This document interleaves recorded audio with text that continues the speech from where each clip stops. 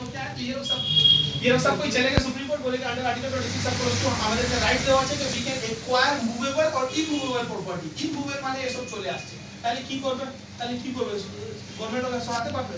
Government সরাতে পারবে না, তাহলে জিডির যেরকম আছে ওরকমই থাকছে, ঠিক আছে, এর একটা প্রবলেম হতে পারে। তাহলে এখানে ওয়ার্ডটা গোল করো মুভেবল আর ইমুভেবলটা গোল করো, ঠিক আছে, movable both is included in article 26, ঠিক আছে। ইমুভেবলটা কি হবে, ইমুভেবলটা কি হবে, আচ্ছা মুভেবল রিলিজিয়াস প্রপার্টিতে কি বলবো, মুভেবল রিলিজিয়াস প্রপার্টিতে কি হতে পারে, gold idols, golden idols, golden idols. Best example হচ্ছে যে রথ, যে রথ হয় বা যে মুহররমে যে বেড়ো, this are the movable religious কোন একটা যে आइटम होते पारे। इमूवेबल मंदिर मस्जिद दरगाह मस्जिद जितना भी है सब वो सब इमूवेबल में आ जाएगा, ठीक है। चलो उसके बाद देखो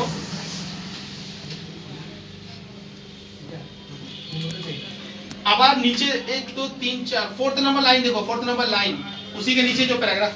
like the rights under article 25, the right under article 26 are also subject to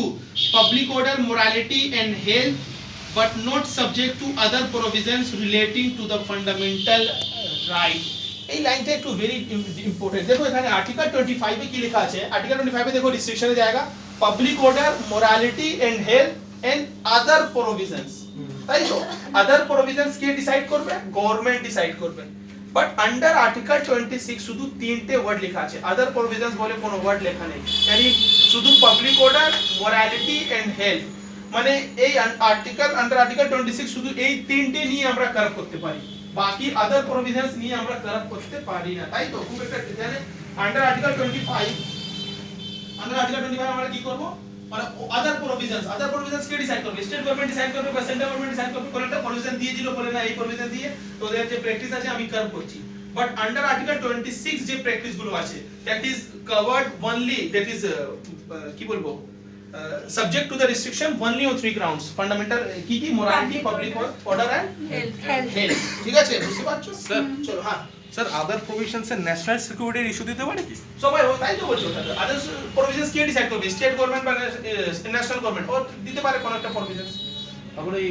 supreme কিছু একটা দিতে পারে, কিছু একটা দিতে পারে, না বলছি তাহলে সুপ্রিম কোর্টে মুভ করতে পারে এডমিট প্রপার্টি না, যে আমাদের হনন হচ্ছে সুপ্রিম কোর্ট কাছে যাবে, সুপ্রিম কোর্ট দেখবে কি যে একটা অ্যাক্ট বানানো হয়েছে ওটা বেসিক স্ট্রাকচারকে উল্লঙ্ঘন করছে না, তো যদি বেসিক স্ট্রাকচারকে উল্লঙ্ঘন করবে তাহলে ওটা ক্যান্সেল করে দিতে পারে, ঠিক আছে। প্রত্যেকটা অ্যাক্ট কিন্তু সুপ্রিম কোর্ট কাছে যায়, সুপ্রিম কোর্ট আগে ওটা দেখবে, ঠিক আছে। और পরে দেখো আর নিচে যে লাস্ট প্যারাগ্রাফ আছে ওই প্যারাগ্রাফটা দেখো, under the above criteria the supreme court held that the Ramakrishna mission and the Anand Marg are religious denominations within the Hindu religion. It also held that the Aurobindo society is not a religious denomination, মানে Ramakrishna mission উপরে এই পুরো গুলো applicable হবে, কিন্তু Aurobindo society উপরে এই this things are not applicable, মানে অরবিন্দ সোসাইটি যদি কোনো জায়গা থাকে, যদি এই মন্দির না থাকতে অরবিন্দ সোসাইটি কোনো গ্রুপ ঘর থাকতো তাহলে গভর্নমেন্ট ওকে ভেঙে দিত, কোনো দেখতো না, ঠিক আছে। বাট কিন্তু রামকৃষ্ণ মিশন আছে, ও যদি ভাঙতো রামকৃষ্ণ মিশন বলবে না আমি তো রিলিজিয়াস সেন্সিটিভ, আমি আন্ডার আর্টিকেল 26 এর ভিতরে মধ্যে পড়ছি, ও চলে যাবে সুপ্রিম কোর্ট, বুঝতে পারছো। চলো এটা ডিফারেন্স নাও, চলে আসো point number 3, freedom from taxation of promotion of A religion. শুধু এই লাইনটা মনে রাখবে, কোন আর্টিকেল দিয়ে কভার হচ্ছে, আর্টিকেল 27 দিয়ে কভার হচ্ছে, ঠিক আছে, আর কিছু এখানে পড়তে দরকার নেই।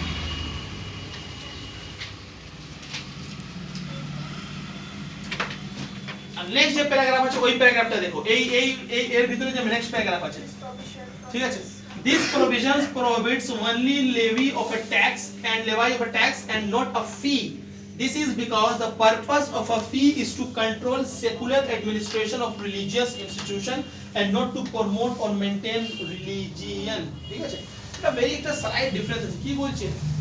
আর্টিকেল 26 বলছে যে রিলিজিয়ন কে প্রপোগেট করার জন্য স্টেট কোনো ট্যাক্স নেবে না, ঠিক আছে, বাট ফি নিতে পারে, ট্যাক্স নেবে না বাট ফি নিতে পারে, মানে ট্যাক্স নিতে পারে কিন্তু ট্যাক্স নিতে পারবে বাট ফি নিতে পারে, মানেটা হচ্ছে ট্যাক্স এভেট করতে হবে, ফি এভেট করতে হবে। কালকে যদি আমি ধরে নেই এডেন গার্ডেনে একটু বড় হলো, একটা রিলিজিয়াস কোনো প্রোগ্রামটা হলো এডেন গার্ডেনে, ঠিক আছে, এডেন গার্ডেন একটা গভর্নমেন্ট প্রপার্টি, তাই তো, এটা গভর্নমেন্ট প্রপার্টি এডেন গার্ডেন, তাহলে এখানে যে যে টাকা পয়সা যে লাগে, যে ফিস গুলো লাগে, এইগুলো লাগে, এ রিলিজিয়াস প্রপার্টি কে ওটা ফি পে করতে হবে। ফি পে করতে মানে আমি তোকে বলছি, যদি একটা মেলা হচ্ছে মানে একটা আইপিএল খেলা হচ্ছে, আইপিএল খেলা যে ফি, যে টোটাল যে টাকা যাচ্ছে, ওই টাকা একটা সার্টেন পার্সেন্টেজ ওয়াজ চার্জ অ্যাজ এন্টারটেইনমেন্ট ট্যাক্স, তাই তো? এন্টারটেইনমেন্ট ট্যাক্স দিয়ে একটা চার্জ হয়, বা এই যে মালিকগুলো যে উপরে যে টাকা আছে ওদের উপরেও চার্জ হয়, কি বলবো, ইনকাম ট্যাক্স বলে ওদেরও চার্জ হয়। কিন্তু এই যে রিলিজিয়াস যে স্যাংশন হবে, কিন্তু এটা এই টাকা ছাড়া এই आईपीएल टीमরা আর বেশি বেশি টাকা দেয়। কি টাকা দেয়? যে बत्ती जो जल रहा है उसका अलग से जो पैसा देगा, मतलब जो वाटर जो सप्लाई हुआ उसका अलग से पैसा देगा, जो एडन गार्डन को पूरा मेंटेनेंस का जो खर्चा है उसका अलग से पैसा देगा, है कि नहीं है? तो ये सब जो चीज हो रहा है ये सब मेरा इंक्लूडेड होगा फी में, फी में। तो अगर यहीं पे कोई रिलीजियस सैंक्शन हो रहा है तो उसको ये सब चीज जो टैक्स बोल के पैसा देने का जरूरत नहीं है, लेकिन जो फी बोल के देगा, मतलब सरकार तो ये तो बोल सकता है सर इतना बत्ती जला कम से कम इसका तो पैसा दीजिए, ईवीएम फ्री में है कि नहीं जला, ये कम से कम आपको वाटर सप्लाई हुआ इसका तो पैसा आप